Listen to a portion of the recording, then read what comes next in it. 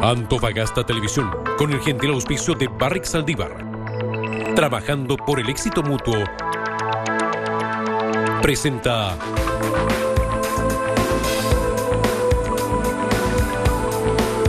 Encuentro Regional.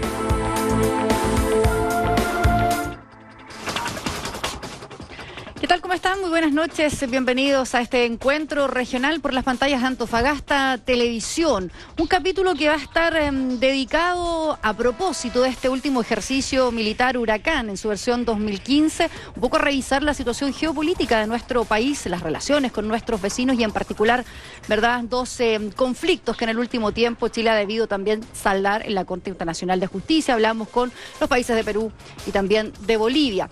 Pero además vamos a estar revisando hacia el final del programa un poco la situación que ha ocurrido, ¿verdad?, con los ataques a París. ¿Qué significa esto también en el nuevo ordenamiento mundial? Algunas de las señales que han dado países, ¿verdad?, como el propio Francia, Estados Unidos y otras conversaciones que se están generando a nivel político. Acompáñenos en este encuentro regional, el hashtag, como siempre, el Twitter de Antofagasta Televisión, para que pueda opinar con nosotros y realizar diversas preguntas también a los panelistas que nos van a acompañar durante esta conversación. Está con nosotros esta noche Jorge Molina, abogado, ex intendente además de la región de Antofagasta, que le damos las gracias por acompañarnos en este capítulo de Encuentro Regional. Muchas gracias, Carolina. También está con nosotros Floreal Recabarren, historiador, exalcalde también de Antofagasta. Muchas gracias, Floreal, también por estar con nosotros. Gracias a ustedes. Néstor Morales está con nosotros, sociólogo, abogado también, y quien en varias oportunidades nos ha acompañado también en esta mesa. Hola, Carolina. Cristian Zamorano, finalmente, doctor en Ciencias Políticas, quien también ha estado varias oportunidades con nosotros durante la realización de estos encuentros regionales durante el año. Buenas noches. Bien, vamos a iniciar para un poco introducir parte de este tema con un contacto telefónico desde la capital nacional. Está con nosotros Luis Sasmay, él es coronel en retiro del Ejército de Chile, quien estuvo durante un tiempo también en la ciudad de Antofagasta. Muy buenas noches. ¿Aló? Sí, ahí lo escuchamos perfecto. Muy buenas noches y gracias por atender este llamado a Antofagasta Televisión y en particular del programa Encuentro Regional. Buenas noches a todo Antofagasta.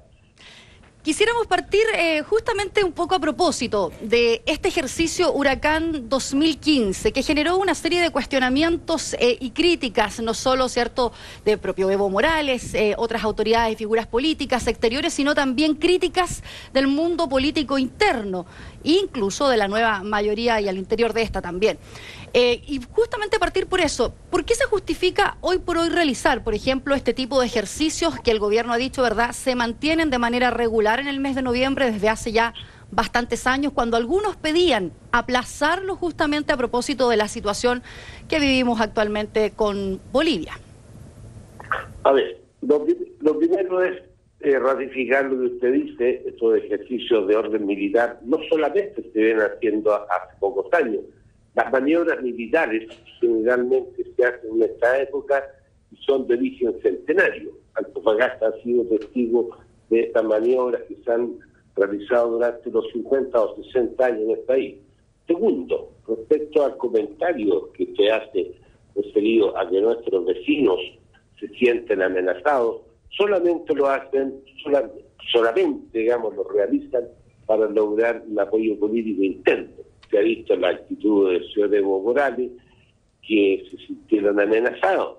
Después Perú hizo saber que esto afectaba a la paz. Es solamente constancias políticas de cada uno de los estados vecinos que nos rodean. Nada más que eso. ¿Se justifica hoy tener este tipo de ejercicios militares cuando uno piensa que Chile vive hace mucho, ¿verdad?, en tiempos de paz? ¿Por qué se justifica hoy por hoy justamente la realización de este ejercicio? Mire, usted acaba de decir una palabra mágica, señorita. Mencionó la palabra paz. En la medida que las instituciones armadas se preparan para la guerra, la palabra paz se va a perdurar en el tiempo. No sé si eso le queda claro. Ahora, se habla más de 5.000 efectivos desplegados. Una señal en términos políticos es también, cierto, la visita de nuestra máxima autoridad, la propia presidenta de la República, Michelle Bachelet, incluso vestida en tenida militar. ¿Qué señal se quisiera dar con esto si no es una señal disuasiva? Es la lectura que a lo mejor muchos también hacen. No, a ver, las Fuerzas Armadas, señorita, cuando hacen sus ejercicios de preparación no dan señales políticas. Las Fuerzas Armadas no están para dar señales políticas ni al interior del país ni a nuestros países vecinos. Es parte de nuestra preparación para estar preparados para defender la soberanía territorial. Nada más, eso es. Pero yo digo, no somos instrumentos.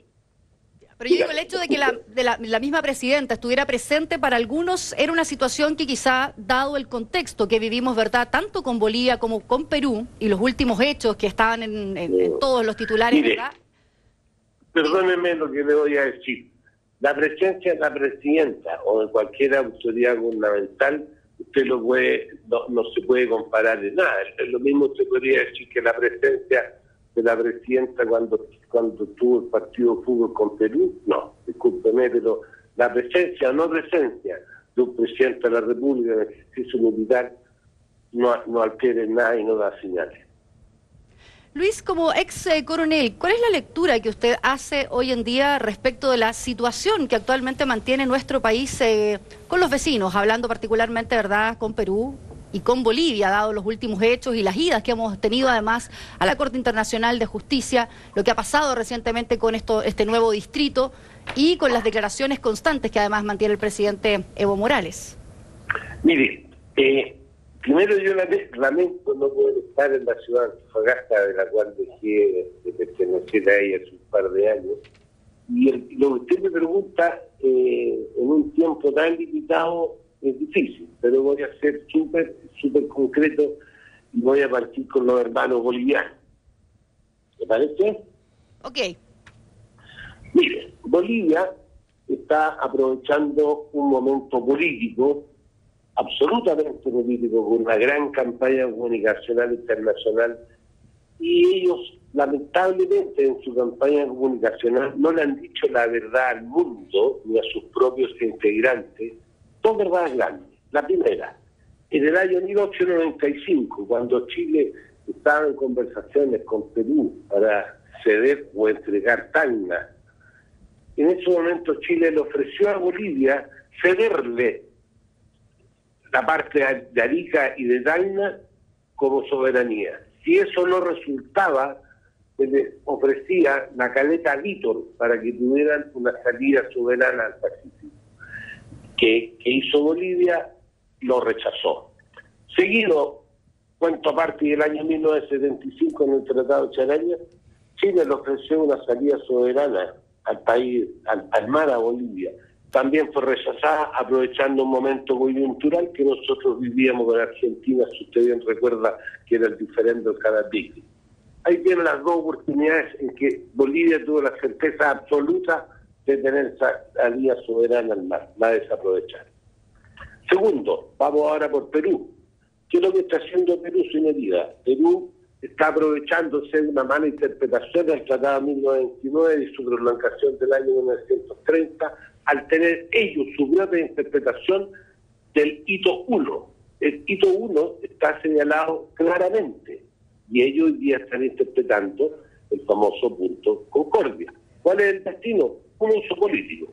Esa es mi posición al respecto.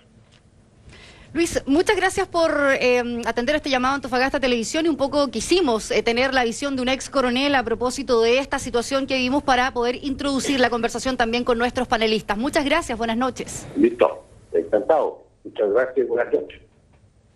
Estaba con nosotros entonces Luis Asmay, ex coronel.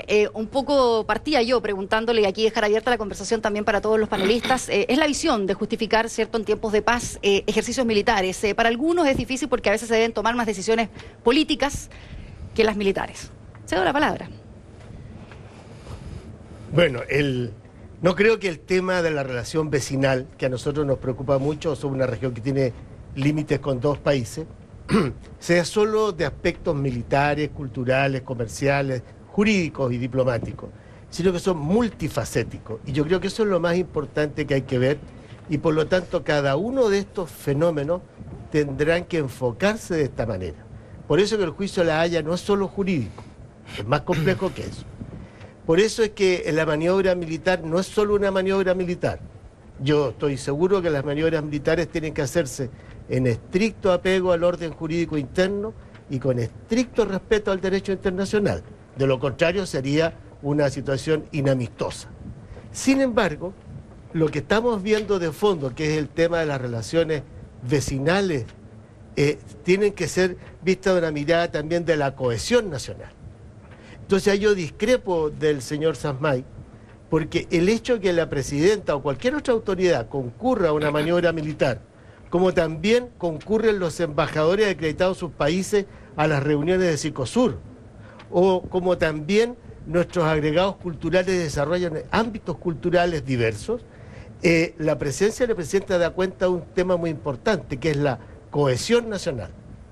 Esa cohesión debe ser importante porque las miradas de las relaciones vecinales deben ser vistas de largo plazo, no solo en relación a un gobierno en particular. Por ejemplo, han habido un grupo de diplomáticos y ex embajadores ya jubilados que han hecho duros cuestionamientos a la presidenta Bachelet y al canciller Muñoz respecto a la forma que se ha conducido la posición en La Haya, ¿eh?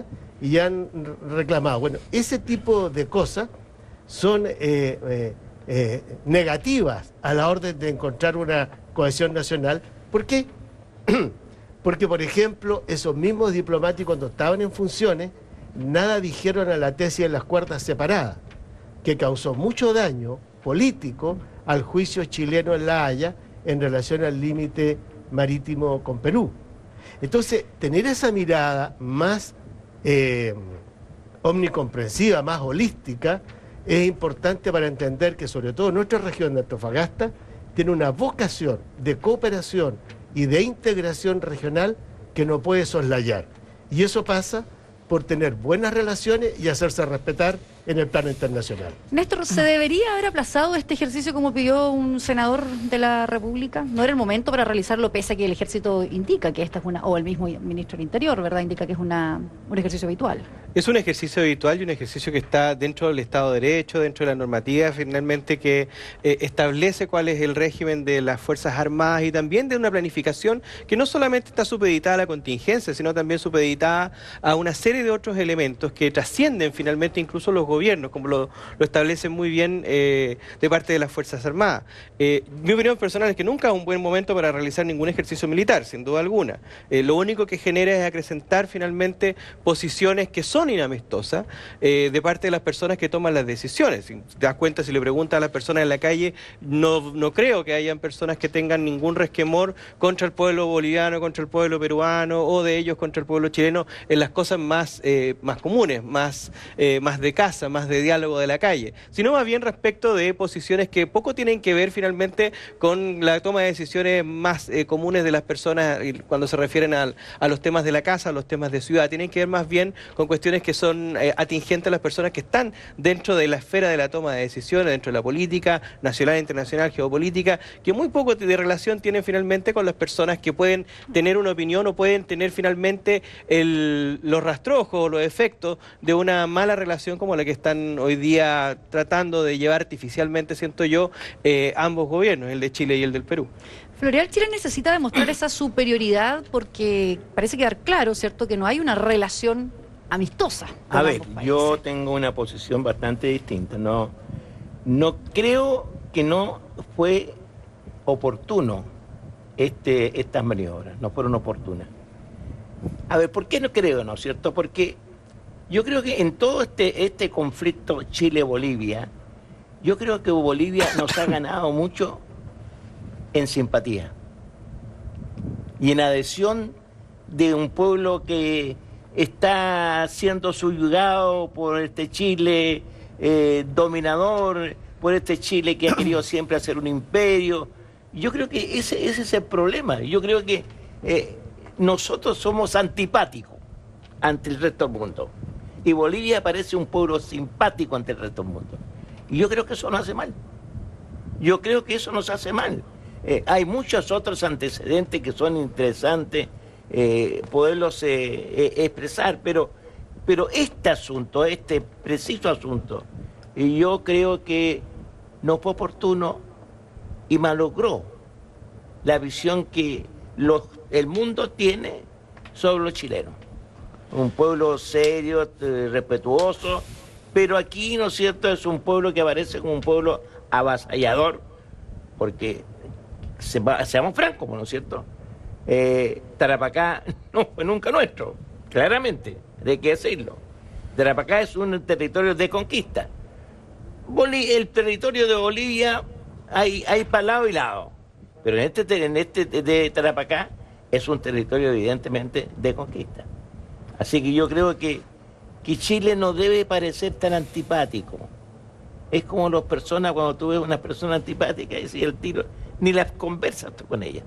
Porque no sirven. Cristian, pese a que estábamos en esa línea de querer Chile ganarse la simpatía un poco del resto, sobre todo por lo que ha pasado en la Corte Internacional de Justicia en ambos casos, con Perú y Bolivia, tenemos este ejercicio que para muchos no fue bien visto. Bueno, para retomar lo que dice el señor Floreal, yo no estoy tan seguro que la antipatía o la simpatía sea un elemento importante, decisivo, porque básicamente no es objetivo en relaciones internacionales. Porque si bien Chile puede ser antipático para muchos, lo que incluso pondría en tela de juicio, hay elementos objetivos que hacen que Chile no es Bolivia, es decir, participa a la OCDE, por ejemplo, en los países los más desarrollados del mundo, en esa asociación, fue un miembro del Consejo de Seguridad en las Naciones Unidas, es un país que tiene un respaldo fuerte por su logro en la transición democrática, tiene un vivido, siempre la historia de Chile estuvo asociada con la historia de la humanidad, hablemos de la UP, hablemos de la Guerra Fría que ocurrió aquí, hablemos del regreso a la democracia, hablemos de la integración a la mundialización, a la globalización. Entonces no estoy tan seguro que tenga tanta mala fama Chile en el extranjero. Ahora, por eso, como dice el viejo dicho romano, y no lo voy a enseñar a un historiador, para preparar la paz, hay que preparar la guerra. Para obtener la paz hay que preparar la guerra, si vis pacem para bellum.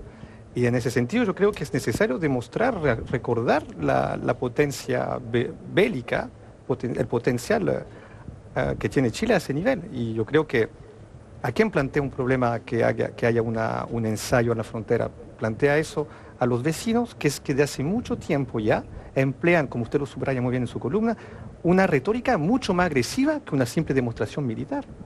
Acá no se ofendió a nadie, estrictamente a nadie. Y cuando el señor Molina habla de cohesión social, que participe en la fuerza política, que den su respaldo pleno a este ensayo, habla que hay una cierta postura nacional acerca de este tema. Yo creo que la gente, después de la decisión de La Haya, se encontró muy debilitada, desamparada frente a esa decisión, se sintió defraudada, derrotada de algún modo. Yo creo que esta demostración vuelve a recordar que igual Chile sigue un país sólido, y en mi percepción personal, mucho más sólido que Bolivia y que Perú en un grado menor. Sin embargo, lo que yo matizaría lo que estoy diciendo, simplemente indicando que con Perú la competencia no son por estos kilómetros cuadrados. Yo creo que con Perú hay que plantear rápidamente otro tema, que es la competencia que tenemos con ellos a nivel de los recursos mineros. Y yo creo que ellos ahí están tomando la delantera en este momento. A ver, yo quiero decir una sola cosa. Yo no creo que sea decisivo lo que dije yo. No, yo creo que involucren algo y tiene alguna significación internacional. Creo que hay otros problemas mucho más decisivos. ¿Pero qué es más grave entonces? ¿O qué daña o qué hace mejor a la imagen de un país? Por ejemplo, si uno piensa en los dichos generalmente encendidos que tiene el presidente Evo Morales, que alguien podría decir, ¿hace más daño o mejora más una imagen eso que tener un tanque o a todo el ejército o 5.000 efectivos desplegados en el ejército haciendo este tipo de maniobras? Pero lo que hace Evo Morales lo hace dentro de Bolivia y es un asunto para los bolivianos en práctica, ¿no es cierto? Y lo hace más hoy día porque está en la candidatura de una reelección. Entonces, más violento, más duro. ¿Y por qué es nativo? Si, perdonen, con los nativos hay que tener mucho cuidado. Yo ponía en la columna el otro día que hay que... se hacen los simpáticos, se hacen los que adhieren a una posición. A Pedro Valdivia, po. ¿Cómo lo trató Lautaro? Estupendo, ¿no es cierto? Era un amigo, era el hombre que le cuidaba del caballo, que le hacía todo. ¿Y qué le hizo después? Traicionó. Es bien fregado. Y en el año 1839 fue igual. Santa Cruz es Santa Cruz Cala Humana, también de origen nativo. Y también con el pretexto de agrandar este famoso imperio incásico. Entonces, hay que tener cuidado y yo creo que no nos ganemos la antipatía. Pueden decirnos que somos democráticos, que hemos restaurado el mundo democrático, que somos un país ordenado. Sí, está bien. pero hay cosas que tú dices de repente, hay una persona muy inteligente, muy capaz de... Pero es más antipático. Chile.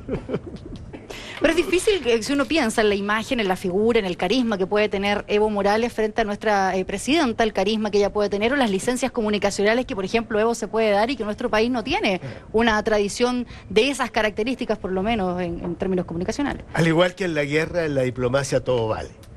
Y por lo tanto, la simpatía a un jefe de Estado o la antipatía a un jefe de Estado pueden ser relevantes, pero en mínima condición frente a lo que es el desarrollo institucional. Fíjense que no es menor que en el último año, en los últimos meses del gobierno del presidente Lagos, primer gobierno de la presidenta Bachelet, gobierno del presidente Piñera y ahora segundo gobierno de la presidenta Bachelet, siempre ha estado Evo Morales a cargo del gobierno en Bolivia, que es una situación diametralmente distinta, por ejemplo, a lo que le tocó vivir al gobierno chileno encabezado por el presidente Lagos, que en 6 años de gestión tuvo 6 presidentes bolivianos. Quiere decir entonces que hay allí, lo que decía Cristian recién, un desarrollo institucional quizás más incipiente en relación al desarrollo institucional que tiene Chile, que con golpe de Estado y 17 años de interrupción de democracia, así todo recupera su terreno, se inserta en el plano internacional, no por casualidad, en el último tiempo 2 veces ha sido un chileno el que presidió el Consejo de Seguridad de Naciones Unidas, no por casualidad el secretario general de la OEA hasta recientemente fue chileno, no por casualidad durante más de 8 o 9 años el primer responsable de la OIT, Juan Somavía, chileno. Es decir, tenemos una presencia. ¿Pero qué entonces bien, parece ser para el ciudadano, Jorge, que se gana todo en la Haya por parte de otro? El ciudadano siente que tanto con Perú y Bolivia finalmente no sirvió esa gran institucionalidad. Es anecdótica frente a este desarrollo. ¿Y por qué anecdótica? Porque todos coincidimos en que todas las Fuerzas Armadas tienen que prepararse. O sea, no casualidad también que frente a Toconce, donde hay un modesto retén de carabineros con 7 carabineros todos los días de los 365 días del año, a cientos de metros, un poco más allá, hay una unidad militar boliviana enorme. Y nadie cuestiona eso. Porque para eso hay regulaciones internacionales. Y no por eso eres más simpático o más antipático. Tiene que ver con cómo tú haces valer tus derechos y tus posiciones. Entonces, La Haya, por ejemplo, analicemos con cuidado lo que se dice, porque si no nos va a pasar lo mismo que en la última encuesta de sensación de seguridad versus victimización. Cómo desciende la victimización de 43,5 a 38,9 y cómo aumenta la sensación de inseguridad, porque precisamente la difusión de fuerza o ideas-fuerza es más fuerte que la objetividad. Ahora, en el tema de lo que estamos hablando, yo sigo pensando que la fortaleza del país no está solo en el tema de la defensa, donde sus políticas de disuasión pasiva son importantes. Y disuasión pasiva es el despliegue que hemos visto en estos días, pero también tiene que ver con el profundo sentido de americanista que debe tener Chile y de integración y cooperación con sus vecinos. Yo me alegro enormemente que después de muchos años vuelvan las naranjas argentinas a la ciudad de Antofagasta. Pero volviendo al punto, Jorge, yo lo decía, para algunos esa institucionalidad, la simpatía que puede tener Chile, la seriedad en términos económicos, militares, parece no servir de nada cuando se va a defender 2 temas que con Perú se siente que se perdió. Podemos entrar ahí el tema del triángulo terrestre, cómo se pone, la creación de un distrito, y con el tema de Bolivia, donde finalmente parece todos tener la simpatía para Bolivia. El tema marítimo con Perú, donde Chile ganó todas sus tesis muy importantes. Ganó que el hito 1 marcaba el inicio de la delimitación marítima. Ganó el tema de las 80 millas, ganó el paralelo. No te olvides que los peruanos era una línea equidistante, que eran cientos de miles de metros cuadrados, kilómetros cuadrados que se quitaban de mar económico. Entonces es muy relevante. ¿Qué es lo que ocurre? Lo que ocurre es que aquí hay una cosa que hay que considerar. La tesis de las cuerdas paralelas, que llevó a que Chile invitase al expresidente Alan García y condecorado en Chile, que llevó a que el presidente chileno viajara a tomar pisco sour a Lima. Eso a la larga introdujo en la Corte de La Haya la sensación de que para Chile y para Perú la relación comercial era más importante que la diplomática y que la delimitación del límite marítimo.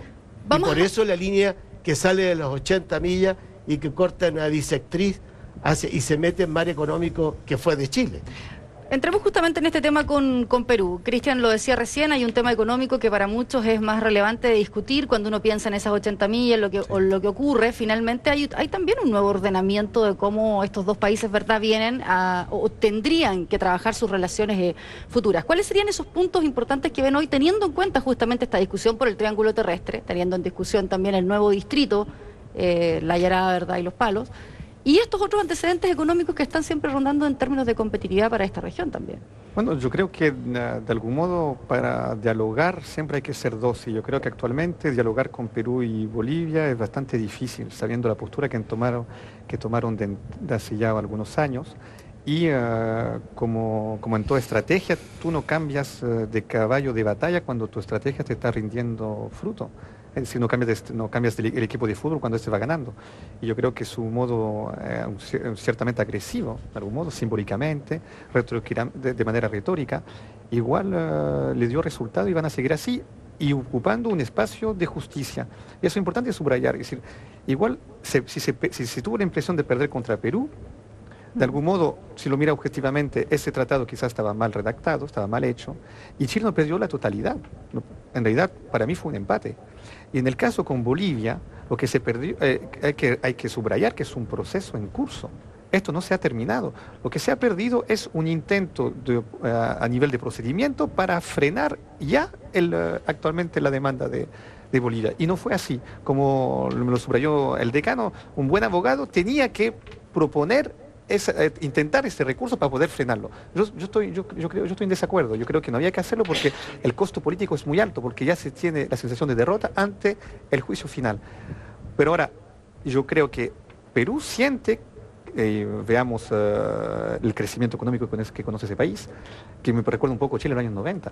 Y yo creo que él está en una competencia feroz con el país. Yo creo que nosotros estamos echándole mucho la culpa a Michelle Bachelet, al contexto internacional, a la baja de demanda por parte de China, y no nos preguntamos realmente si somos competitivos a nivel internacional en lo que concierne el primer ingreso del país, que es los recursos mineros. Y yo creo que Chile se farrió una posibilidad de mejorar a nivel tecnológico, de mejorar nuestra productividad, de ser más competitivo a nivel internacional, y hoy en día, con el clima actual que conoce nuestro país políticamente hablando, la inversión se está yendo a Perú. Entonces yo creo que en vez de preocuparse de algunos metros cuadrados de la frontera, debemos obligatoriamente plantearnos qué es lo que falló a nivel internacional, económico, estratégico, comercial, con el cobre que teníamos y que nos faremos el mejor periodo en cuanto al precio del cobre. Yo creo que el razonamiento es interno, no es hacia el interior, es endógeno. Y yo creo que eso todavía no se ha planteado en las altas esferas del poder. Vamos a ir a un breve corte comercial, vamos a volver en breves minutos, acompáñenos con el Twitter y el hashtag de Encuentro Regional, vamos a seguir conversando de este tema limítrofe de nuestro país.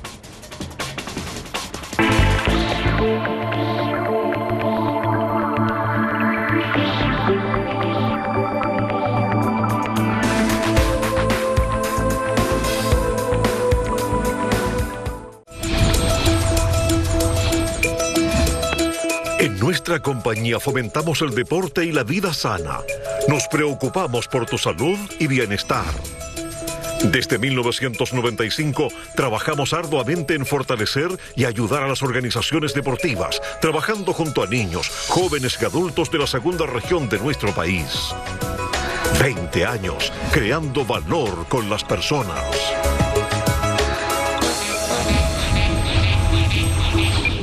El Arrayán se prende. Nuevo ambiente, sin reservas. Las mejores carnes a las brasas. Fogón La Tasca.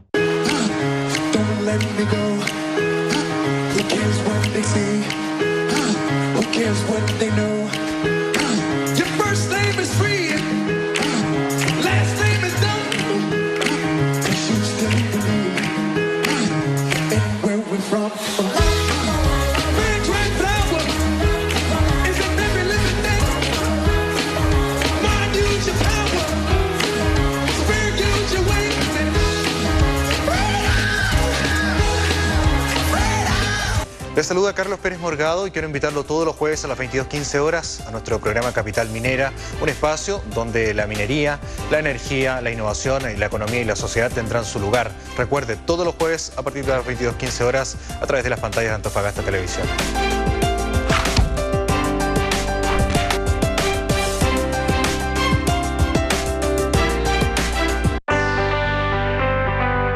Un 77% de la población en Antofagasta ya nos conoce. Hemos estado en los grandes sucesos informando y la comunidad nos prefiere. De hecho, un 97,7% valora la calidad de nuestra imagen y sonido, reflejo también de nuestra alta sintonía. Y donde los antofagastinos a diario nos eligen, concentrando al 57,7% de la audiencia que se queda con nosotros. Por esto y más, somos Antofagasta Televisión, el canal de Antofagasta.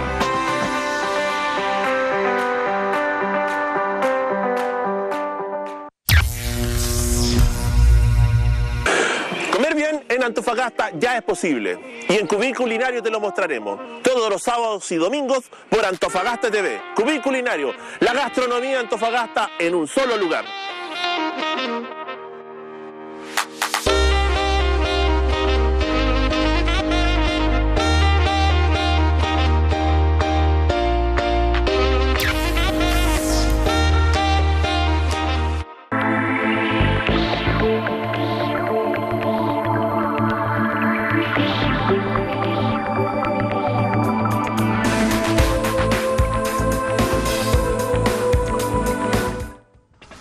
Estamos de regreso con más encuentro regional, situación geopolítica de Chile, la relación que tenemos hoy con nuestros países hermanos, vecinos, ¿verdad? Y antes de la pausa, Cristian ponía varios temas en la mesa. Me gustaría continuar con Néstor un poco para ir agregando también otros ingredientes a esa conversación. Sí, esos ingredientes estaban bien puestos, siento yo. La cazuela no sabemos cómo sabe si todavía, porque efectivamente buena parte de la discusión que tiene que ver con los temas limítrofes no tiene que ver con los temas limítrofes, sino más bien con la integración geopolítica y sobre todo comercial, económica, que es diferente finalmente, que abarca un montón de ámbitos más, lo comercial simplemente, los tratados de libre comercio, el tráfico de productos y bienes de un lado para otro. Lo económico tiene que ver más bien con cómo el hábitat finalmente de todos estos países comienza a ser también interesante para el flujo migratorio de personas. Yo creo que hay una cosa que es fundamental y que hace que cambie la tensión y las relaciones entre Perú y Chile, sobre todo, que es esta conversación un poquito más de tú a tú. Con Bolivia siempre ha sido una discusión un poquito diferente, por llamarlo de alguna manera. Creo yo que en el minuto en que Chile comienza a mirar de manera diferente o como verse diferente al Perú, es el minuto en que empieza una rivalidad un poquito más altisonante, una rivalidad que tiene que ver no tan solo respecto de los límites geográficos, que era una cosa que había estado en stand-by, que era una cosa de cancillería simplemente, que tomaba ribetes, digamos, con el pisco sour dentro de algunos palacios muy bonitos por lo demás que hay en Lima y en Santiago de Chile, y que comienza a ser una cosa un poquito más ciudadana en el minuto en que comienza a afectar también a las personas. El flujo migratorio inicial de peruanos durante la época de los 90 y principios de los 2000 fue muy notorio, fue muy marcado. Se hablaba de la pequeña Perú en Santiago de Chile, pegadito a la catedral, y comienza a ser una temática de conversación.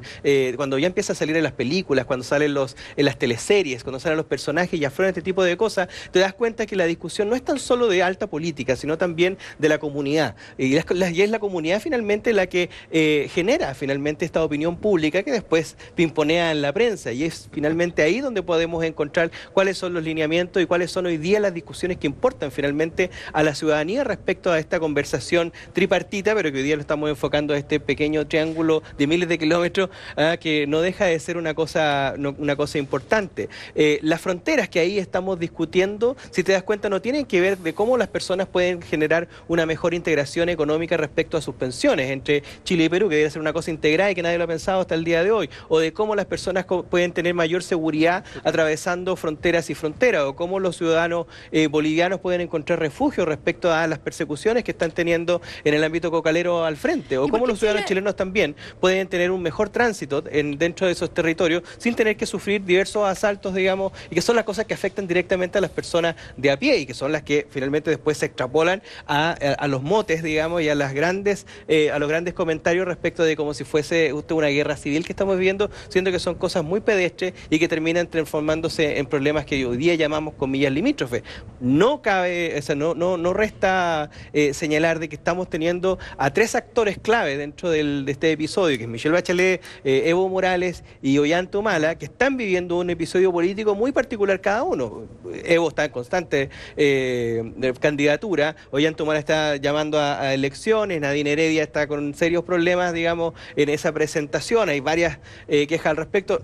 Nada que decir de Michelle Bachelet respecto a su popularidad. Por tanto, este tema, que no ayuda en nada finalmente a la cooperación internacional, pero que sí ayuda mucho a reflotar los nacionalismos más baratos y las discusiones, digamos, que a nadie más afectan, sino a las personas que toman las decisiones, siguen siendo distantes de la ciudadanía, pero que empiezan a jugar un rol tremendamente importante, y ahí empiezan un poquito a generar ruido, y estas conversaciones o estas distancias que podemos tener económicas, comerciales, la competencia que tenemos con el Perú, que yo diría que es una competencia tremendamente sana, la cooperación que hay de empresas chilenas con empresas peruanas, son los mismos dueños finalmente en términos internacionales de la empresa minera. No estamos teniendo grandes empresarios peruanos dueños de la tierra versus dueños de la tierra chilena, son las mismas empresas. Por lo tanto, la pregunta que debiera hacerse la ciudadanía y que está comenzando a hacerse es, bueno, ¿qué de diferente hay? ¿Qué de similar tenemos? ¿Cuáles son las cosas que estamos ganando con esta discusión y cuáles son las cosas que estamos perdiendo? Yo siento que esa percepción de derrota finalmente en los últimos episodios que hemos tenido en la no ha sido finalmente a propósito de lo que se ha perdido o se ha ganado en tierra, sino más bien de darse cuenta de que Chile no es aquello que se contaba y que está muy lejano finalmente a aquello que se contaba. Y cuando empiezas a mirar al frente y te encuentras con los ciudadanos de Bolivia, con los ciudadanos de Perú, que sienten más o menos las mismas cosas. Si tú conversas en Lima o en La Paz, yo estuve hace no mucho tiempo en La Paz, tú conversas estas mismas cosas y son las mismas cosas que aquejan a los ciudadanos allá respecto de lo que están los que toman las decisiones y cómo finalmente esto nos afecta en términos que son completamente diferentes a nuestros intereses comunes respecto de lo que sale en prensa y que termina siendo los grandes temas que terminamos conversando acá, por ejemplo. Jorge, esa integración de alguna manera ha sido importante en el pasado, sobre todo en esta región, con países limítrofes, en un intercambio cultural, comercial, si se quiere, y tal vez en esas dos áreas de manera fuerte. Y política, sobre todo. Pero fíjate que con el ánimo un poco de objetivar el conflicto, todos los vecinos siempre tienen conflicto con su vecino. Sea porque la fiesta fue con música muy fuerte, porque el perro mordió a alguien, porque se inundó, porque el árbol se cayó una rama. Entonces no hay que dramatizar el conflicto, y es bueno que tengamos una solución pacífica de controversias vía tribunales. Eso yo creo que marca la relación fundamental de Chile en su relación internacional. Pero luego también el ánimo interno, que es producto de esta difusión de redes sociales, de información de prensa, de ánimo colectivo, en fin, también hay que objetivarlo. Y entonces no es menor, fíjate, que la tesis boliviana, cuando inicia la demanda en la Corte de La Haya, parte bajo la tesis de los derechos expectaticios, que es una situación diametralmente distinta a un derecho adquirido. El derecho adquirido, tú tienes cómo hacerlo efectivo, tienes el amparo del Estado, te protege la ley. El derecho expectaticio es una mera esperanza de algo. En el medio del juicio y a raíz de la cuestión de competencia, Bolivia tuvo que cambiar 2 veces su tesis. Luego pasó a que, sobre todo, el acuerdo de Charaña era una declaración unilateral del Estado, que en derecho internacional público es una fuente creadora de derecho internacional. Entonces, bien importante. Sin embargo, al poco tiempo, el propio presidente Mesa, expresidente Mesa, que es el vocero boliviano, señaló de que nada de eso era real porque Bolivia no pretendía modificar el Tratado de 1904, vale decir, no modificar la frontera, pero sí quería que se obligase a Chile a negociar. Y eso es lo que rechaza la tesis de la incompetencia. Y entonces volvamos al tema de la integración y cooperación, porque fue el mismo presidente Mesa, que fue a quien el presidente Lago enrostró en México, cuando le dijo que para solucionar el tema con Bolivia se requieren relaciones diplomáticas, no hay mejor camino que ese. Y le dijo, tengamos relaciones diplomáticas aquí y ahora. Se negaron. Pues bien, el mismo Mesa, cuando le vende gas a Argentina, gas natural, pone una sola condición: ni una molécula de gas para Chile. Entonces ocurre lo insólito, que en este afán de integración Antofagasta tiene 2 gasoductos desde Argentina hacia nuestra costa, pero que no los usamos porque no hay gas. Sin embargo, a raíz de la decisión boliviana, en el gobierno del presidente Lago y el primer gobierno del presidente Bachelet, se construyen los terminales de gas natural en Mejillones y Quintero, a tal punto que es muy probable que de seguir faltando gas en Argentina, estos mismos gasoductos sirvan para impulsar gas importado hacia Argentina por estos gasoductos. Entonces, hay allí un tema que tiene que ver con que nuevamente la objetividad y la fuerza de los hechos es más fuerte que los afanes subjetivos que estamos conversando. Florial.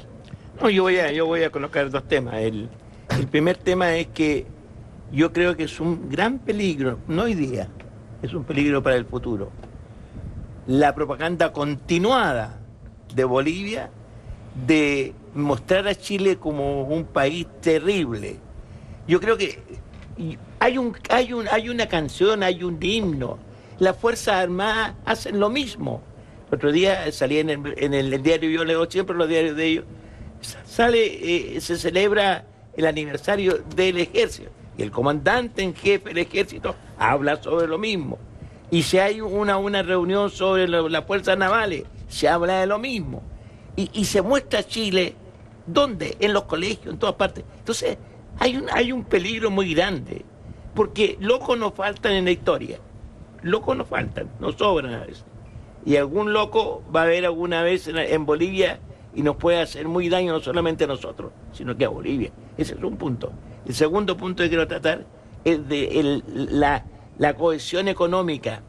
Yo creo que la perdimos por tontería y por Santiago. Yo creo eso.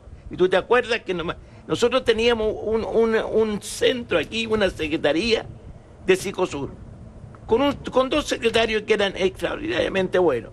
Pues nos quitaron los 2 secretarios, nos quitaron la plata para la oficina y mandaron un señor de Santiago. Oye, que si de relaciones internacionales sabía mucho, no entiendo para nada. Pero, ¿cuál es el problema, no es cierto? Que hemos perdido ese contacto constante y directo. Que hemos perdido esa posibilidad que la veo que se está como remozando hoy día.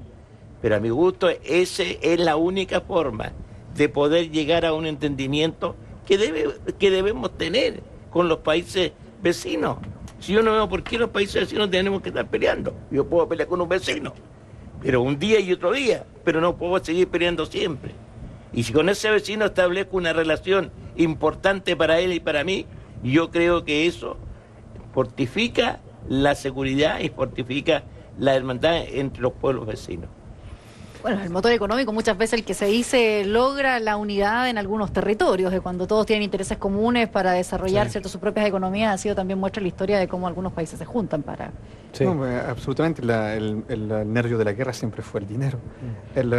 Ahora, yo creo que lo que quisiera regresar sobre lo que explicitó Néstor, y estoy plenamente de acuerdo contigo en numerosos aspectos. Mire, el asunto es que Chile, Bolivia, Perú, América Latina en general, son estados-naciones muy jóvenes. Es decir, festejamos hace muy poco el bicentenario. En realidad, si uno piensa realmente, acá tenemos un historiador, podemos pensar que el bicentenario se va a celebrar realmente en 2018, porque ahí hay una continuidad non-stop en cuanto a la independencia de este país. Como son estados-naciones muy jóvenes, hay valores, se le da a símbolos valores simbólicos muy fuertes. Es decir, por ejemplo, el territorio, el mar. Y yo creo que esta disputa territorial de algún modo tiene un valor muy grande, pero es básicamente simbólica de algún modo, porque como lo subrayó Néstor, los pueblos en sí, sobre todo acá en el norte de Chile, están acostumbrados a comunicar, a vivir con el vecino, con el país de vecinos. Y de un punto de vista económico, la inversión chilena en Perú y en Bolivia es enorme. De la misma manera que la mano de obra acá, que es enorme en cuanto a gente que proviene de Perú y de Bolivia. Y yo creo que todo el discurso retórico violento por parte de Evo Morales, yo sinceramente no encuentro esa animosidad en el pueblo boliviano con nosotros. Lo encuentro sí más en el pueblo peruano. Entonces, yo encuentro que el nacionalismo es mucho más exacerbado en ese caso y está mucho más presente en el ciudadano peruano. Pero sin embargo, igual hay una continuidad muy grande y si hay un aspecto que en el derecho internacional se desarrolla mucho, es eventualmente los tratados internacionales, los TLC, los famosos TLC, Tratado de Libre Comercio. Es decir, se incentivan los flujos económicos y que lo queramos o no, cuando se incentivan los flujos económicos, acercan los pueblos. Y eso por una parte. Y segundo, la otra que se desarrolla mucho en el derecho internacional público es la colaboración a nivel de la policía, del control de frontera. Se hacen con asociación de Estados, los Estados se asocian para vigilar mejor, para trabajar mejor contra la delincuencia y narcotráfico, terrorismo actualmente. Y yo creo que acá tenemos un terreno muy fértil para desarrollar una colaboración con nuestros países vecinos. Y estos son elementos concretos, elementos que tienen directamente que ver con lo cotidiano, más allá de lo simbólico. Yo creo que sobre lo simbólico apoyo plenamente la postura de Chile actualmente. Es decir, bien que en mi opinión, haya errores estratégicos, pero a nivel, yo creo que se deja de lado el aspecto cotidiano, concreto, real, y una colaboración necesaria en aspecto bien definido. Y yo creo que el narcotráfico, la inmigración, lo económico, la circulación de mano de obra, eso debe ser regulado por el Estado de Chile en colaboración con los países vecinos, porque nos concierne a todos. Y para terminar mi punto, eso no se toma en consideración por parte del Estado. Veamos la situación de Antofagasta. El Estado nunca ha tomado en consideración la situación geoestratégica de nuestra ciudad y cuál es una de las manifestaciones de esta, la llegada de migrantes hoy en día colombianos. Porque es una zona, el clima le conviene, una zona donde hay un desarrollo económico que permite encontrar trabajo, y nunca el Estado se preguntó cómo debíamos adoptar esta región a esta ola migratoria. Y ahí tiene un claro ejemplo que el centro no tomó en consideración la postura geoestratégica de nuestra región. Néstor, ¿cuáles ves que son los peligros de que si el ciudadano de a pie, como lo decías hace un rato, ¿verdad?, va identificando todos estos factores, o que la lógica de Cristian, ¿cierto?, parece muy simple de entender que todos estos temas estén presentes en una discusión, ¿cierto?, con los países vecinos, no esté? O sea, ¿cuál es el peligro de que Chile en definitiva no entienda hacia dónde caminamos en Latinoamérica y en este intercambio, ¿cierto?, de nuestros pasos y fronteras abiertas absolutamente? Que yo creo que no es que Chile no entienda hacia dónde camina Latinoamérica, yo creo que lo entiende bastante bien, y lo entiende también buena parte de la comunidad boliviana, peruana, y así podríamos decir en más. Donde no se entiende muy bien son en los proyectos políticos finalmente que existen en estos, a lo menos en estos tres países, y podemos empezar a sumar todo el Cono Sur, y claramente nos damos cuenta de que ahí donde no tenemos mucha claridad hacia dónde queremos ir y hacia dónde deberíamos ir. Hay muchas cosas que no sabemos respecto del futuro, hay muchas cosas que no sabemos cómo se van a comportar, desde el precio del cobre hasta quién va a ganar el próximo Mundial de Fútbol. Efectivamente no las sabemos, pero hay muchas cosas que sí sabemos. Sabemos cómo funcionan los flujos migratorios, sabemos cómo está funcionando la economía, cómo funciona la economía del último cono, del cono sur, la parte más cónica del cono sur. Sabemos muy bien cómo funcionan nuestras economías, sabemos muy bien que funcionan bastante parecidas respecto a los recursos naturales, el aprovechamiento que hacen las empresas multinacionales respecto de ello, el escaso nivel de control y de normativa que existen de parte de los estados hacia ello, y por eso es atractivo finalmente para la inversión. Sabemos muy bien cómo se comportan esas cosas, y sobre esas cosas no hacemos mucho, o hacemos bastante poco, y cuando hacemos lo hacemos bastante mal. Por lo tanto, es ahí donde los ciudadanos se empiezan a quejar de sus propios estados. Fíjate que todas finalmente las revueltas que han existido a lo largo de la historia, de ahí Floreal sabrá mucho más que nosotros, todas las revueltas que se dan a lo largo de la historia no se da básicamente porque sean las abuelitas que están muy enojadas y salen a las calles, se trata de hombres jóvenes que no encuentran trabajo.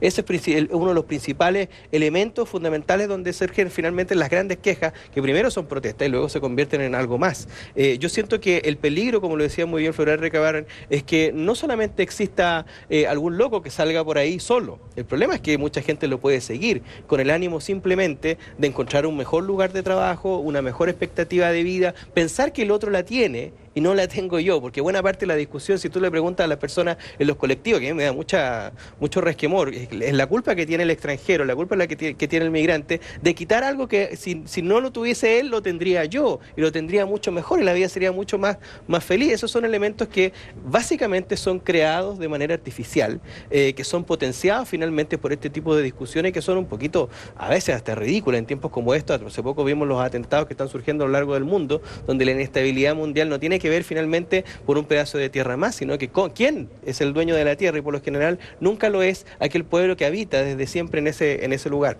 Mi compañero decía claramente el tema de las fronteras, que son pueblos muy jóvenes. Efectivamente son pueblos muy jóvenes, y al ser pueblos jóvenes, y los viejos también, las fronteras son muy móviles, son muy débiles, muy tenues. Y esto están los griegos, cuando en el discurso de los melios, cuando los melios van a pedirle ayuda a los atenienses y terminan pidiendo la ayuda a los espartanos, y terminan fulminados los pobres melios a lo largo de la guerra del Peloponeso y Tucídides, terminan fulminados al mismo respecto. Y Heródoto, siento yo, Heródoto creo que es, quien hace un relato muy bonito respecto del águila o halcón y el ruiseñor.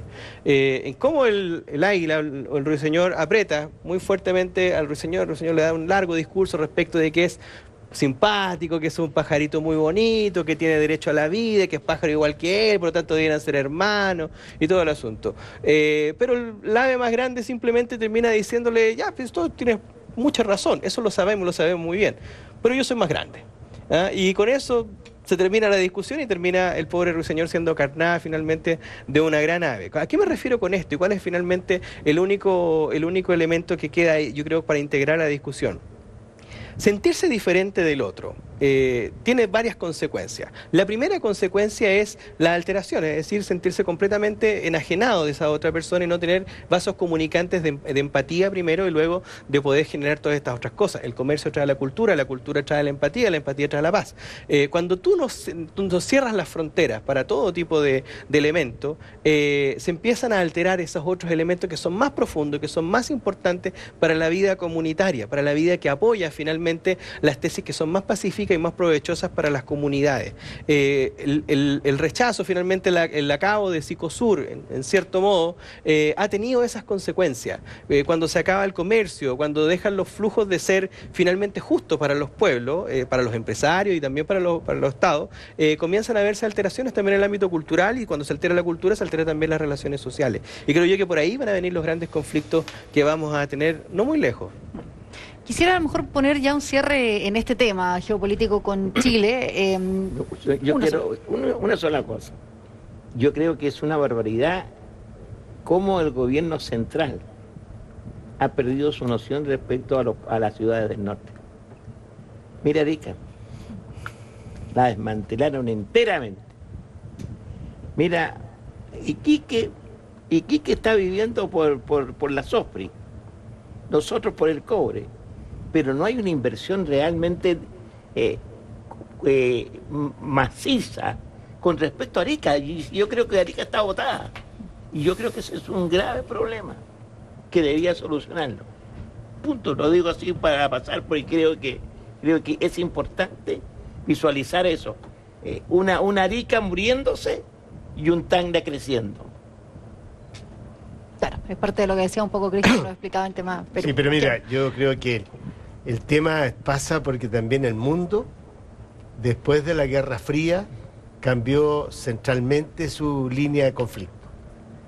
Y luego de las crisis económicas reiteradas, particularmente la de 2008, que marca, yo creo, un fin de un modelo neoliberal de desarrollo capitalista y se abre a cosas no descubiertas, ha hecho resurgir lo que muy bien acá se ha dicho, que son nuevos conflictos normalmente generados por las élites y no por los pueblos.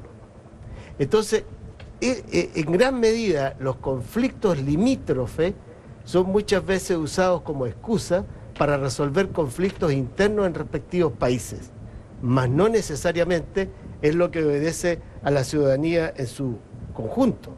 Más aún, el afán de cooperación y de integración hoy día, sobre todo por Chile, también tiene por hacer cómo trascender más allá de sus fronteras con políticas democráticas de inclusión social, de democracia más representativa o más participativa, con mejor estabilidad institucional, porque eso entonces es que lo que nos permite, y en ese sentido, que la desazón no se haga carne en esta mesa, porque por ejemplo sé que el 3 y 4 de diciembre próximo todos los intendentes, gobernadores y prefectos de la Sicosur vienen a Antofagasta, porque la Secretaría de Sicosur ha seguido funcionando, primero como una consultora, con los mismos que eran secretarios de una consultora, y ahora está Germán Cortés allí. Entonces, ¿qué es lo que hacemos nosotros los chilenos ahora para meternos en una mirada prospectiva del futuro del cono sur de América Latina?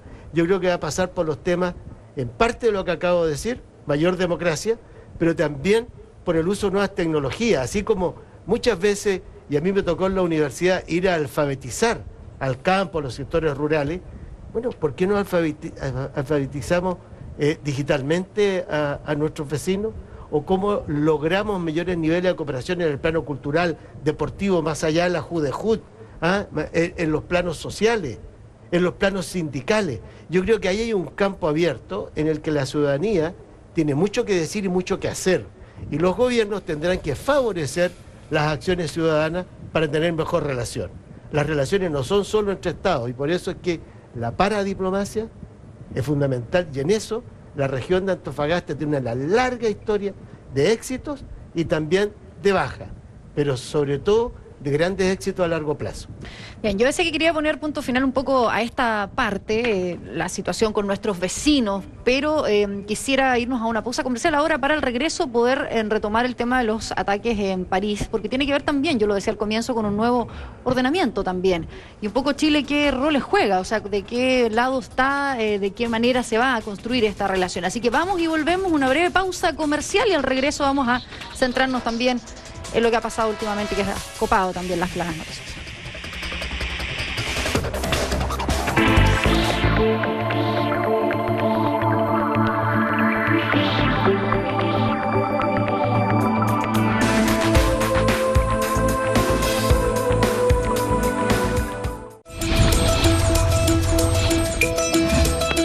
En nuestra compañía fomentamos el deporte y la vida sana.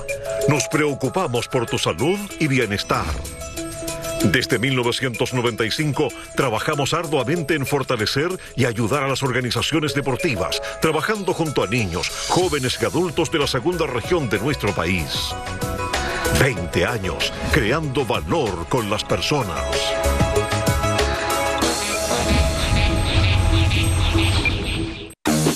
¿Quieres comunicarte con nosotros? Visita nuestras redes sociales. Síguenos en Twitter. Seamos amigos en Facebook. Mira nuestros videos. Antofagasta Televisión, el canal de Antofagasta.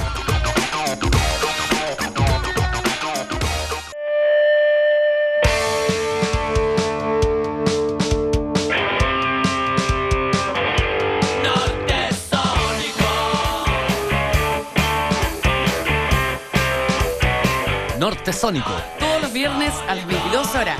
Solo en Antofagasta Televisión, el canal de Antofagasta.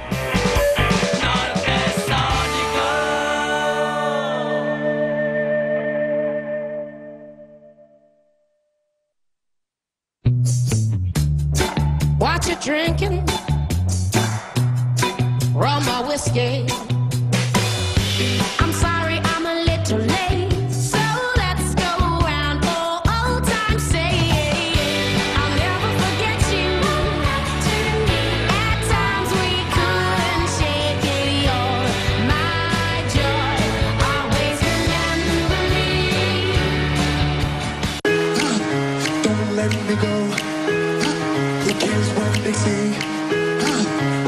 What they know. Your first name is free, last name is dumb. You still believe in where we're from. Red, red flower is in every living thing. Mind, use your power. Spirit, use your wings. And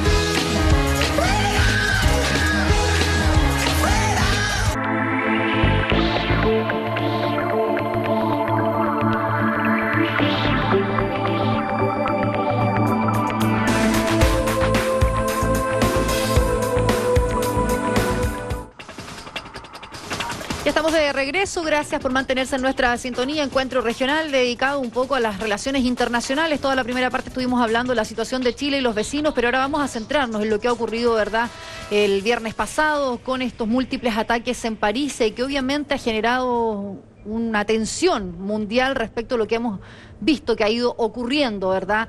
Los ataques que ya ha realizado Francia, las conversaciones que mantiene con Estados Unidos, cómo entran otros actores a nivel mundial también frente a lo que está ocurriendo, a tomar posturas respecto de este conflicto a escala, dicen algunos. Y aquí quisiera partir derechamente conversando con Cristian Zamorano, quien gentilmente además nos acompañó justamente en el noticiero central el día en que ocurrieron y muy pocas horas después de presenciar todos de manera impactados lo que estaba ocurriendo, cuando uno entiende que tal vez Francia, ¿verdad?, es como el país más abierto con estas políticas a nivel europeo, y de alguna manera ver eso era bastante impactante, Cristian. No, sí, le pido disculpas a los telespectadores por haberme emocionado ese día, pero descubría las noticias al mismo tiempo que ustedes, y tengo todavía mucha gente allá que conozco, y mis cercanos y mis padres. Ahora, si hacemos un análisis con un poquito más de tranquilidad, inclusive hoy día tampoco lo hablé en clase de este tema porque no quisiera decir palabras que van más allá de mi pensamiento, porque igual hay un dolor y una rabia muy grande en cuanto a lo que sucedió, porque no nos olvidemos que son 140 personas que murieron en una capital simbólica como lo que es París, que representa la república, libertad y todo eso. Ahora, yo sé, he visto muchas cosas en internet diciendo que hablan del ataque, de la responsabilidad que tiene Francia en el ataque con Siria, y que en realidad es una respuesta a una cierta lógica imperialista por parte de Francia. Bueno, efectivamente, todo esto tiene que ver con lo que está sucediendo en Siria. Siria, que es un país que está en conflicto hace ya más de casi 5 años, donde se trató de derrotar fuerzas progresistas a un dictador que se llamaba Bashar al-Assad, y que Bashar al-Assad, aprovechando un poco de esa situación de caos, llegó al Estado Islámico para también pelear con ellos e instalar lo que era un califato que sería que iría de Irak hasta Siria, promocionando una doctrina extremista religiosa islámica. El Occidente se quedó mucho tiempo sin reaccionar.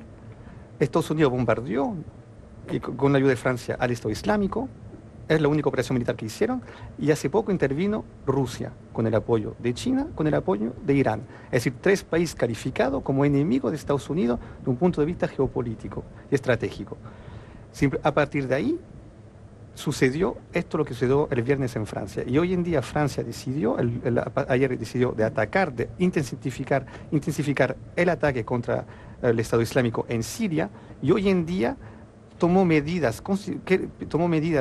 constitucionales para reducir el espacio de libertad que había antes en cuanto al control y vigilancia de los diferentes movimientos. Una especie de Patriot Act, pero versión francesa, como se realizó en Estados Unidos, para luchar contra el terrorismo. Es decir, y alargó el estado de emergencia sobre un periodo de 3 meses, con todo lo que eso se entiende. Es decir, claramente el acto de viernes fue interpretado como un acto de guerra, y el enemigo en este caso es el Estado Islámico, que se encuentra en Siria. Ahora, ¿cuál es la característica de ese nuevo conflicto?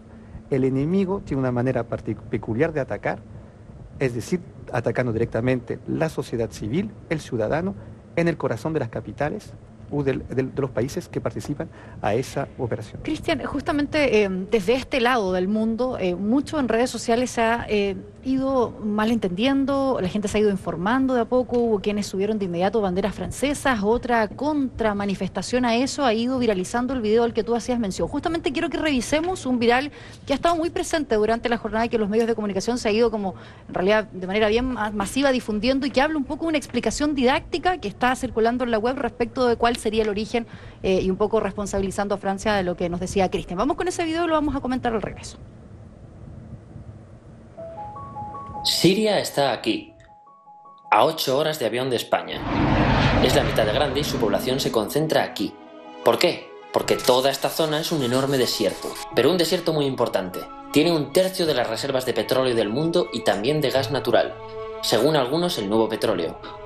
Para sacarlo de aquí y llevarlo a Europa, hay que rodear toda esta península y salir por el canal de Suez. Como te puedes imaginar, aquí te cobran. Pero hay otra manera más fácil, la línea recta. El que controle estas tuberías las puede abrir y cerrar, como un grifo. Si no pagas, no hay petróleo, ni gas. Esta región es la polla.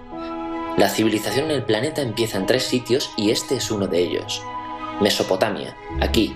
Sumer, que te sonará menos, pero es el puto inicio de todo. Aquí también. ¿Recuerdas la Torre de Babel de la Biblia? La hicieron estos tíos. Egipto, aquí.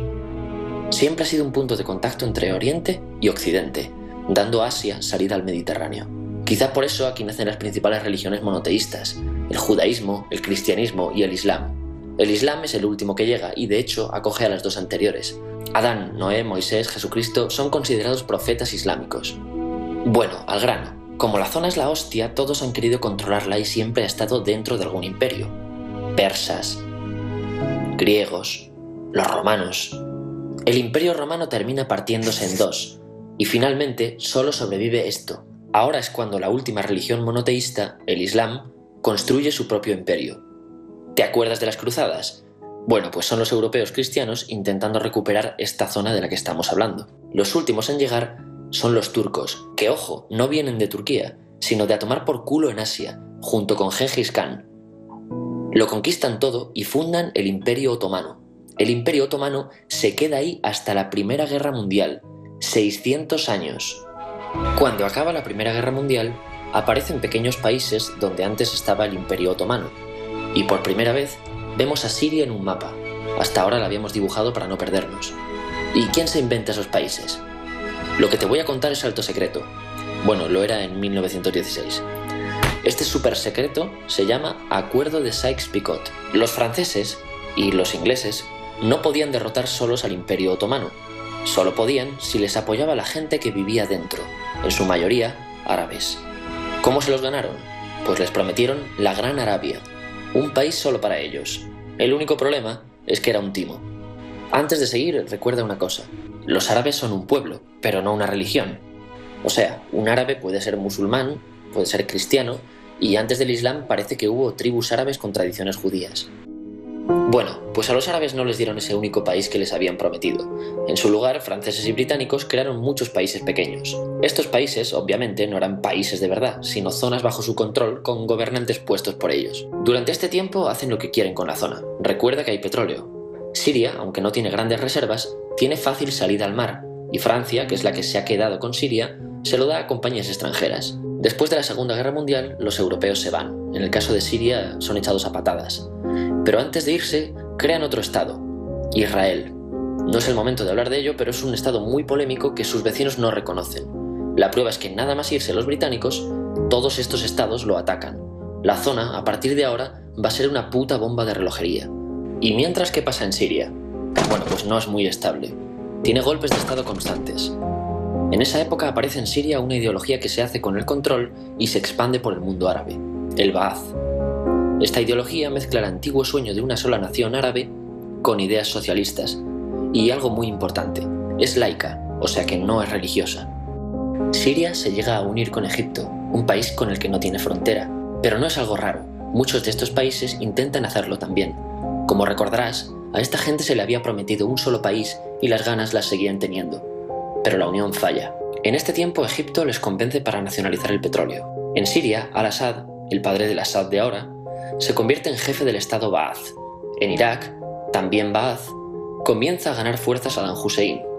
Las diferencias entre ambos países dividen a los partidos Ba'ath de otros países en pro-Siria o pro-Irak. Ahora ocurre la Guerra Fría. El mundo se divide en dos, o eres de Estados Unidos o de la Unión Soviética. Son años muy movidos en los que se pegan constantemente con Israel, invaden su vecino Líbano y comienza una oposición islamista al régimen Ba'ath de Assad, los hermanos musulmanes. Vale, volvamos atrás un momento.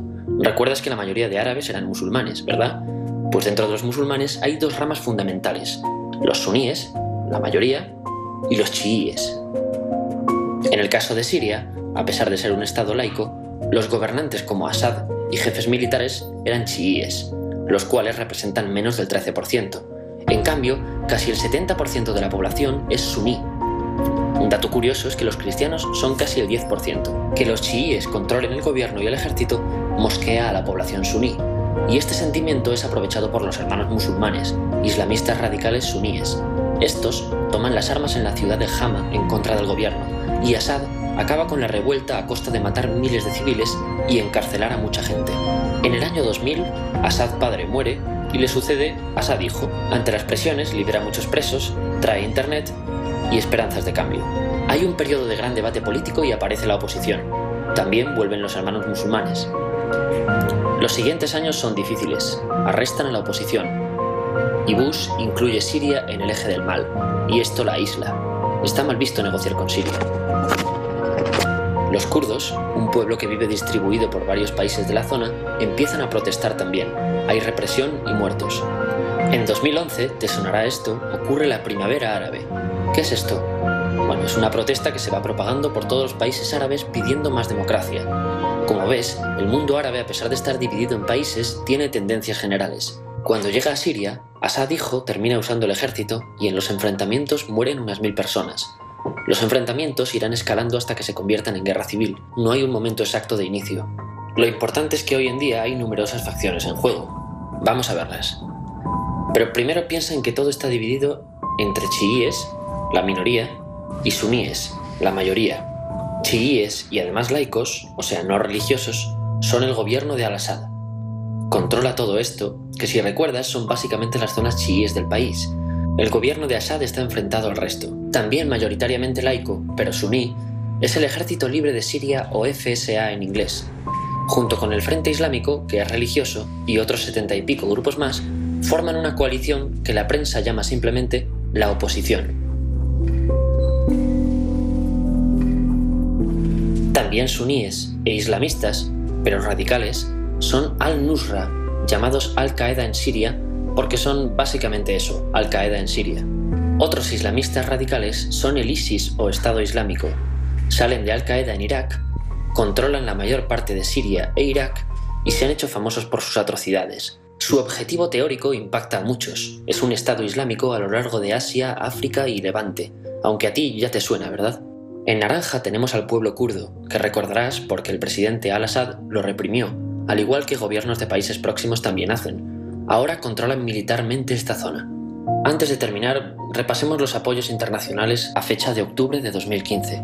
Las fuerzas de Al-Assad son apoyadas por Rusia, que ya tenía base militar en el país antes del conflicto, por Irán y por China. Todos son países de lo que Europa llama Oriente.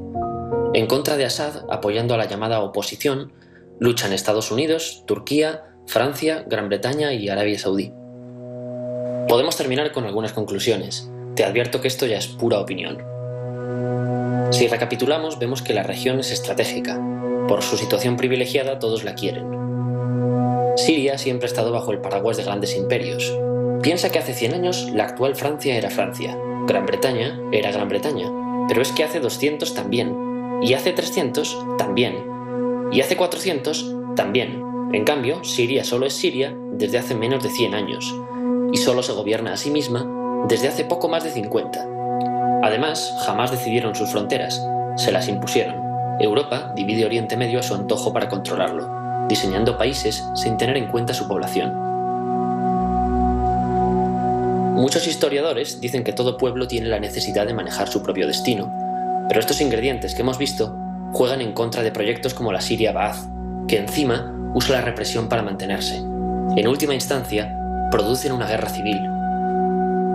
En este contexto no es extraño que aparezcan actores que se alimenten de la desesperación, el sentimiento suní de opresión y la visión de Occidente como invasor. ISIS usa la identidad árabe y la mitología de antiguos imperios. Eso como va a ser una Bueno, clase. sí, es un video bastante explicativo. Muchos un poco los sitúan en el contexto, porque yo decía, desde este lugar del mundo a veces cuesta entender el origen, la historia, ¿verdad? La composición incluso en que se han dado muchos de estas expresiones que hoy vemos haciendo noticia. Cristian, yo no sé qué te parece un poco el video y también seguir comentando. La presencia de ISIS a lo mejor en Europa es una cuestión conocida en este lado del mundo, tal vez algo que algunos han tenido que aprender a conocer luego de estos hechos, ¿verdad? Bueno, empezando a felicitar lo didáctico del video y yo creo que queda forzoso es constatar que la problemática que tenemos con Perú y Bolivia es mucho más simple que en este caso yo creo que podemos plenamente resolverla de manera pacífica y a través de la aplicación del derecho internacional público con buenas modalidades de buenos vecinos. Ahora, yo personalmente, yo creo que estamos en una configuración histórica, en un momento histórico donde puede haber un punto de quiebre bastante importante y yo creo que está dispuesto todo esto. Hay como si se están reuniendo los parámetros para una tormenta perfecta. Yo creo que puede haber un conflicto generalizado, porque hay grandes potencias en juego, hay un punto estratégico en juego y hay un factor muy importante que es el factor religioso. Y en ese sentido yo creo que hay que tomar, es decir, hay igual una característica acá, como lo subrayó ahí en el video, habla de las cruzadas. Y yo creo que por parte del Estado Islámico todavía estamos en esa lógica de un enfrentamiento que tiene como una prolongación de las cruzadas. O sea, lo que esta vez el punto no es Jerusalén, el punto que debe recuperarse, ellos están peleando allá, conquistando a Europa.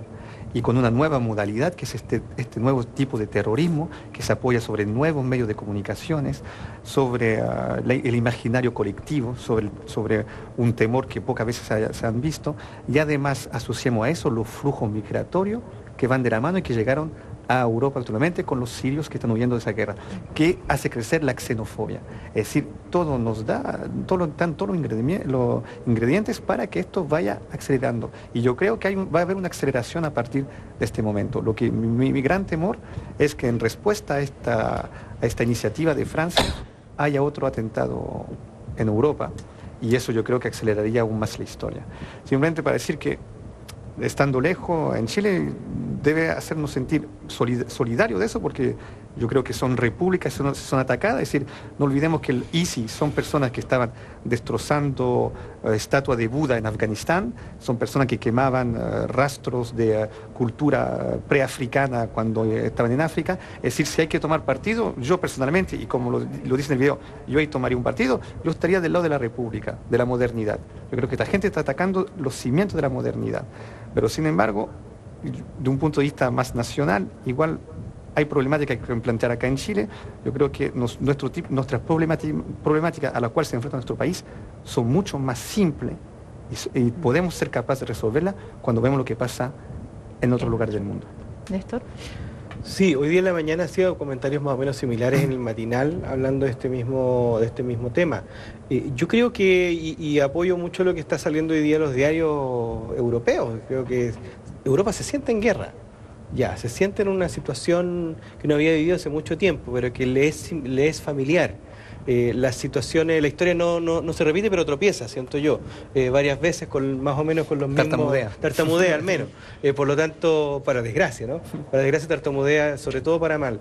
Y creo que ahí hay algunos tartamudeos, algunos tropezones que son bien similares a otras épocas anteriores donde se ha tenido que finalmente terminar en un clima que nadie quiere. Pero con una diferencia esta vez, con una constelación finalmente de cosas que parecieran muy pequeñitas y que durante mucho tiempo, durante más de 20, 30 años, parecieran simplemente hechos anecdóticos. Tan anecdóticos que hay hasta una película francesa, Cuatro Leones, en la que efectivamente se muestra cómo unos fracasados miembros de un grupo terrorista islámico intentan mostrarle a sus familias que sí son unos grandes guerreros islamistas y terminan sufriendo una serie de peripecias de una comedia muy negra finalmente, y terminan dinamitándose. Yo recuerdo siempre la frase del protagonista que dice: ¿cómo vamos a ser tan malos yihadistas? Decía que vamos a terminar dinamitándonos en una farmacia sin personas. Bueno, el protagonista termina, después de ver a todos sus amigos y hermanos presos o dinamitados a la mala, termina dinamitándose dentro de una farmacia. ¿Qué quiero decir con esto? ¿Y cuál es el mensaje finalmente de esta película, que es una estupenda película? Que básicamente la forma como se empieza a reclutar finalmente este contingente de guerra, este contingente de terrorista, es una forma muy diferente a como nosotros entendíamos el terrorismo en la Guerra Fría, como se entendía el IRA, como se entendía ETA, que eran finalmente pequeños ejércitos que con una visión rápida de conquista, con un objetivo muy claro. Aquí hay más bien una cosa más ambigua, una cosa que no tiene mucho asidero, no hay una conquista de territorio propiamente tal, y tampoco hay una subyugación de una nación por otra, sino más bien la aniquilación de todo aquello que no es parte de lo tuyo. Y si no hay una aniquilación, bueno, siempre está de la mano poder hacer estallar desde las cosas más constitutivas de la cultura occidental hasta las cosas más constitutivas también de la misma esencia de esas mismas personas. Uno de los sindicados como parte del atentado, hoy día se hacía un barrido completo de su historia, historia, y era esto más o menos, pues era un chico de barrio que nace en Francia, que era muy bueno para jugar a la pelota y que era un gran panadero, decían, que finalmente por las mismas leyes migratorias de la República, a pesar de las grandes gracias que tiene la República, también tiene grandes desgracias cuando se abandona la República y se termina simplemente en una democracia popular, como la que vive hoy día Francia y buena parte de Europa. Una de esas leyes finalmente termina por quitarle la casa. Y al quitarle la casa termina teniendo muy poco acceso como migrante o como familiar o como descendiente de migrante a poder comprar finalmente una propiedad. Y termina cediendo a cosas que resultan mucho más fáciles y mucho más atractivas, como poder comprometerse a una cosa que es redentora. Que dice, tú dejas de ser un ciudadano de segunda clase y puedes pasar a ser un ciudadano de primera clase del cielo y también de la tierra. Esa amenaza, ese peligro que decía Floreal respecto a los locos que podían ocurrir, estaban ocurriendo. Son muy comunes, son muy habituales. Y ese peligro es que el que finalmente puede azuzar a buena parte de la comunidad, no solamente a la comunidad internacional en términos políticos, sino también a las comunidades en lugares tan distantes como Londres, París, incluso Chile. Sí, mira, hay algo de muy llamativo en los 8 terroristas que por el momento se han identificado. 7 son franceses o belgas. Es decir, personas que nacieron en el territorio europeo, se criaron, se alimentaron, crecieron en ese entorno y sin embargo tienen el odio suficiente para poder hacer lo que hicieron del otro día. Es decir, acá habla de claramente, estamos de acuerdo, sobre una falta de integración de los hijos de los inmigrantes, que son franceses, pero sus padres son de otra cultura, y en este caso religiosa. Sin embargo, yo creo que ninguna falta de integración justifica esto, en todo caso. Pero ahí intervino un factor, gente especializada en ese ámbito, para poder meterle en su cabeza una guerra en la cual ellos a la base no tienen ninguna legitimidad de participar en esto. Y yo quiero hacer un paralelo con Chile. Si uno se fija en las cárceles, ¿cuál es la religión que tiene más éxito en un sector sociocultural bastante bajo? Los evangelistas, los protestantes. ¿Y cuál es el discurso de los evangelistas y los protestantes, cuyo representante, uno de los representantes tiene un discurso muy violento, que es el pastor Soto? Ahí ellos siempre como que defienden la idea, algunos, de los que están más extremos, la idea que la ley de Dios está por encima de la ley humana. Y me gustaría llegar a eso. Yo creo que acá también habla del proceso de secularización. La República debe defenderse y debe siempre recordar que la ley humana está por encima de la ley de Dios. Si la ley de Dios tú la consideras superior a la ley humana, eso lo haces en tu esfera privada y no en la esfera pública. En la esfera pública, la ley que domina es la ley humana. Y eso también por un lado, y por otro lado, eso nos llama la atención de nunca dejar, acá en Chile todo el mundo habla de la delincuencia, a justo título, porque está incrementando en proporciones demenciales, pero acá habla también de la falta de integración, y cuando hay una falta de integración social, cuando hay mucha ignorancia, cuando hay un nivel muy bajo y altas desigualdades, ahí pueden entrar los fanatismos, que pueden revertir diferentes formas, y nosotros no estamos exentos de ese peligro tampoco. Floreal y también Ali. Bueno, esto es una guerra bastante secular, pues. Es una guerra que uno lo estudia con historia con Heródoto, por ahí comienza la guerra. Lo que yo quiero aclararme yo mismo, ¿no es cierto? No es una guerra del Islam. No es una guerra del Islam, no es el Islam el que está peleando como doctrina, como una religión totalizadora, no es la guerra del Islam. Son un sector rebelde, anarquista y ese, porque claro, me dicen que son gente que han estudiado en Francia, y esos son islamistas. No serán una locura de un joven que lo agarra indudablemente, no tanto yo digo la pasión por una fe, sino que lo agarra esta tan cosa que estamos enseñando a los cabros y a todo el mundo, la muerte. Si tú ves estos videos, la muerte. Si tú ves en todas partes, la muerte. Entonces, los que matan parecen héroes. Y eso creo que es un problema no del Islam, es un problema en general de la civilización. Jorge. Sí, mira, el video me impacta al igual que la primera vez que leí un libro sobre el mundo islámico, Y siempre me planteé cómo nos vería el mundo islámico a los que venimos de origen cristiano, ¿no? Entre católicos, evangélicos, sus tantas denominaciones, mormones y tal. El mundo islámico no es un solo todo ni es único. tiene miles de divisiones, fracciones, en fin. Y por lo tanto yo tengo la sensación que sobre todo después de la Guerra Fría, esta zona que es una zona interesantísima desde el punto de vista de reserva estratégica, la reserva petrolera que hay allí es muy significativa. Los americanos, para poder hacer petróleo de roca fragmentada, han hecho una inversión multimillonaria. Es muy apetecida y codiciada por los nuevos centros de poder.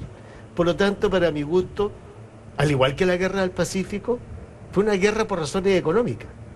Fue una guerra en donde los intereses por ocupar territorios que tienen riqueza y que representan un valor significativo en lo económico es muy relevante. Por eso es que me alegro mucho de que su vecino Irak, donde luego de que Estados Unidos apoyó a Saddam Hussein, lo derroca, no nos olvidemos del rol importante que juega en el mundo internacional Chile. Heraldo Muñoz era presidente del Consejo de Seguridad y vota contra la invasión americana en Irak porque no contaba con el respaldo de Naciones Unidas. Y eso hace un vuelco en la composición internacional.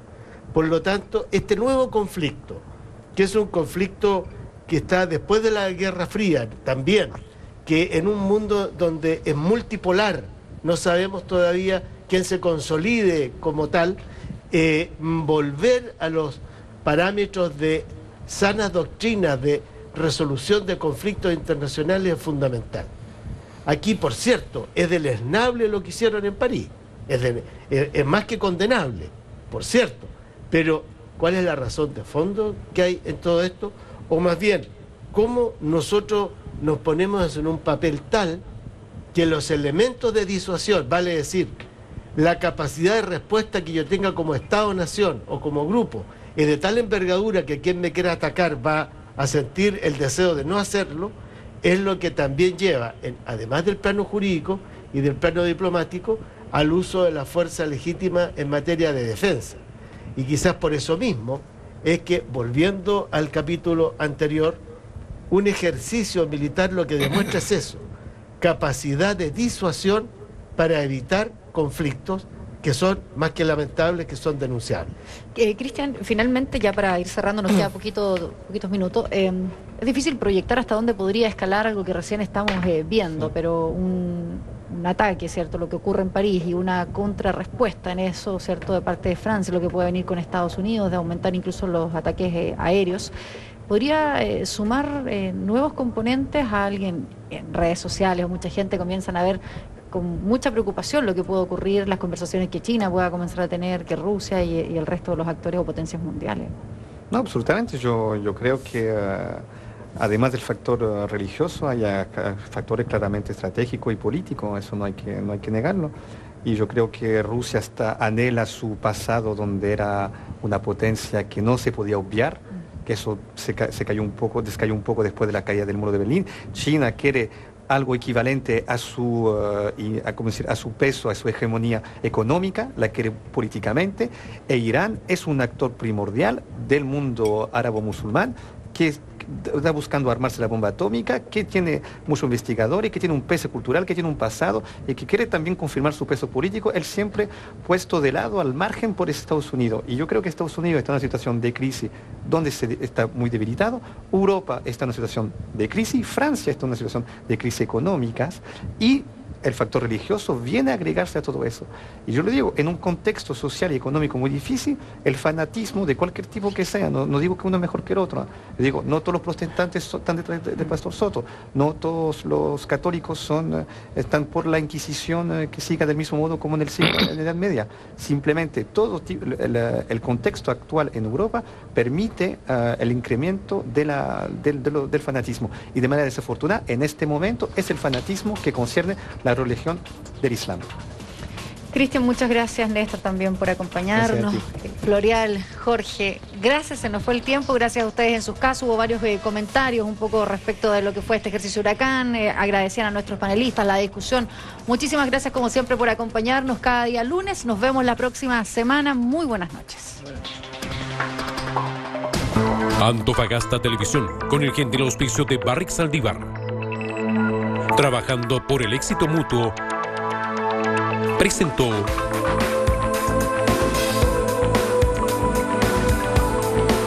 Encuentro Regional.